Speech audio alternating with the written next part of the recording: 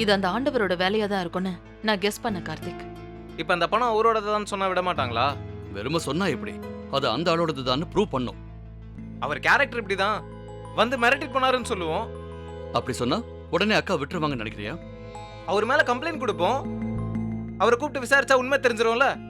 இல்ல கார்த்திக், நீ நினைக்கிற மாதிரி எல்லாம் நடக்காது. நாம அந்த ஆண்டவர் மேல கம்ப்ளைண்ட்லாம் கொடுக்க முடியாது. அந்த பணத்தை அந்த ஆண்டவர் தான் கார்ல வச்சாருன்னு நாம ப்ரூவ் பண்ணணும். ஆனா எப்படி? எவ்வளவு திமிரா பேஸ்ட் பண்ணாரு தெரியுமாமா? இங்க வாசல்ல வந்து சொல்றாருமா, ஆமா இது ஏன் பணம் தானே. வீடியோ எடுக்க மட்டும் ஒரு சான்ஸ் கிடைச்சிருந்தா நாம ப்ரூவ் பண்ணிருக்கலாம். அதெல்லாம் முடியாதுன்னு அவருக்கு நல்லாவே தெரியும். நல்லா பிளான் பண்ணி தான் மாட்ட வச்சிருக்காரு. நமக்கு யாரு குற்றவாளின்னு தெரியும், ஆனா நிரூபிக்க முடியாது. அதுதான் இப்ப சிக்கலே. ஏதாவது செஞ்ச அம்மாவை இங்கிருந்து கூட்டு போயிடலாமாமா? எனக்கு டென்ஷனா இருக்கு. இங்க இருக்கிறவங்க எல்லாருமே ஆண்டவரோட ஆட்களும் தோணுது. அவங்க ஏதாவது பண்றதுக்குள்ள நம்ம இங்க இருந்து போயிடலாமா? அம்மாக்கு ஒண்ணு ஆகாது கார்த்திக், நீ பயப்படக்கூடாது. இந்த மாதிரி கம்ப்ளைண்ட்ஸ்ல மாற்ற ஃபர்ஸ்ட் ஐஏஎஸ் ஆபீசர் நான் கிடையாது. நீ பொறுமையா இரு, எல்லாம் சரியாயிடும். தப்பு பண்ணாதவங்க எப்பவும் பயப்படக்கூடாது. எதுவும் தப்பா நடக்காதுன்னு நம்பணும். மேடம், உங்களை இங்க என்கொயரிக்கு அழைச்சிட்டு வந்ததை பத்தி சீஃப் செக்ரட்டரிக்கு இன்ஃபார்ம் பண்றதுக்காக லெட்டர் ரெடி ஆயிடுச்சு.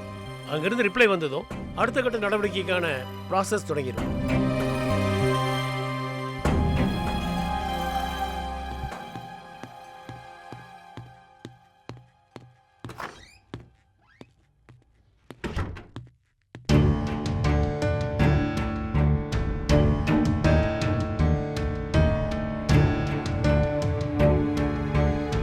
அப்படியா? ஆமா சார்.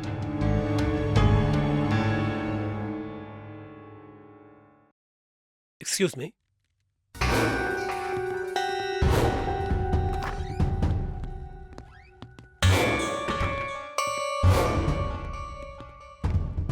அம்மா, அடுத்த ப்ராசஸ்னா என்ன பண்ணுவாங்க?